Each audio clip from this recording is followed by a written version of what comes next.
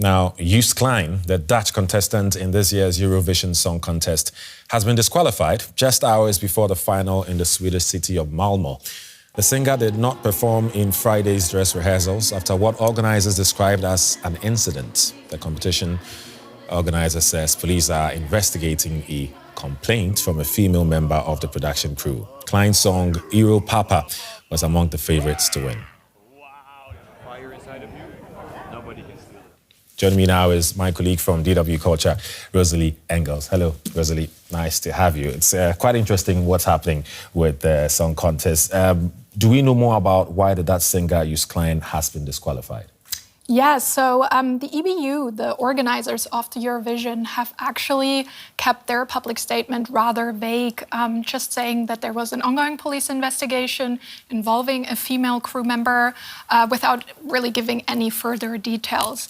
But then today, in the course of the afternoon, Af Rotos, the Dutch broadcaster, who is one of the many broadcasters funding and broadcasting the Eurovision every year, has come out with a statement on social media saying that Joost Klein did in fact make a threatening movement towards a female crew member. But this was in reaction to her not leaving him alone after he repeatedly said that he didn't want to be filmed. They are calling the disqualification or the exclusion of Joost Klein from the event rather disproportionate and say that they are disappointed with the decision. As you can imagine, the reactions of the fans have been pretty intense, both at the venue as well as on social media. They say they're confused and they don't quite understand why this happened. Especially considering that his song was considered to be one of the favorites. What's also happening is that there's been protests calling for Israel to be excluded over the Gaza war. Is politics stealing the show? Yeah, so the EBU has repeatedly insisted that the Eurovision is a cultural event with no place for politics. And what that means is that behind the scenes, they are trying very hard to keep this event free of politics. So in terms of the final tonight, this means that they will certainly be searching the bags of attendees to make sure that they won't be bringing in any flags or slogans representing countries that are not directly represented in the final. Right. In terms of the performers, they're of course also asked not to make their performances political in any way. This means that the Israeli contestant Eden Golan was asked to change both the lyrics and the title of her song. It's now called Hurricane, but it was called October Rain, and it made direct reference to the October 7th Hamas attacks. There was also an instance at the final dress rehearsal today where the French contestant, Slimane, actually stopped his performance and came out to speak in favor of peace and unity. So it's all very heated and definitely different.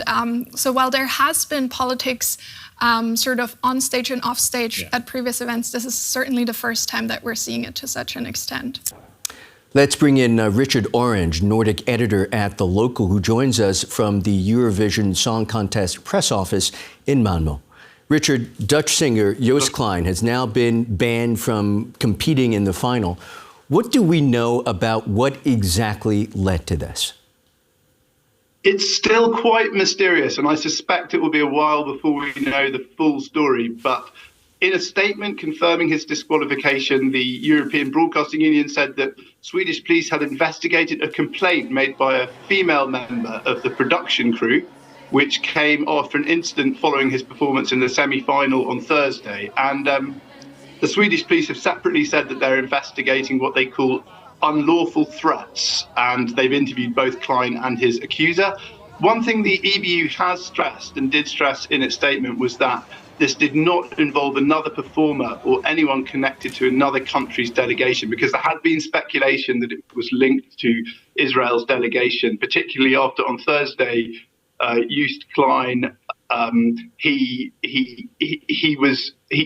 sort of challenged Israel's contestant by she was asked whether she was worried about creating an extra risk for other performers, and she said, I can't comment on that. And he said, why not, in a way that was interpreted as aggressive. But apparently it was absolutely nothing to do with that. So off the show, and also law enforcement authorities now involved. There's also been protests calling for Israel to be excluded over the Gaza war. Is politics stealing the spotlight from music in this year's contest, in your opinion?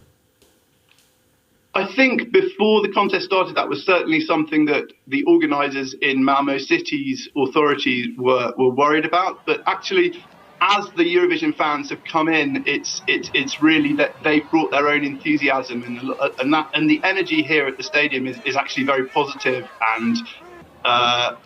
And also there were a very large protests in Malmo on Thursday, and they went off relatively peacefully. So I think people were worried there would be, a serious incident or injuries or people being shot. And in the end, nothing really happened like that. It went off relatively well. So I think in a way, it's that the handling of the protest has been a success for the city and for the contest.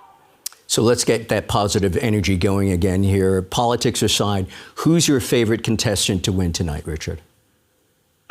Actually, even though I'm joint British and Swedish, I don't really want either the Norwegian twins Marcus and Martinez, who are representing Sweden, to win, or the UK's Ollie Alexander. My favourite is Jacko by Armenia's Lada Diva, because it's kind of a return to the kind of feel-good, old, folky type of Eurovision. I think it's a really fun song, and too many of the acts this year, I feel, are trying to do something a bit too edgy. I quite like that it's kind of going against that and just doing something that's just pure feel-good entertainment. And I would actually, I have to say, I would have considered voting for Joost Klein's Euro Pupper, because it was such a fun song, and it's such a shame that it's been knocked out, actually. Well, we'll be watching and judging your predictive skills. Richard Orange, Nordic editor at The Local, many, many thanks, sir. Thank you very much.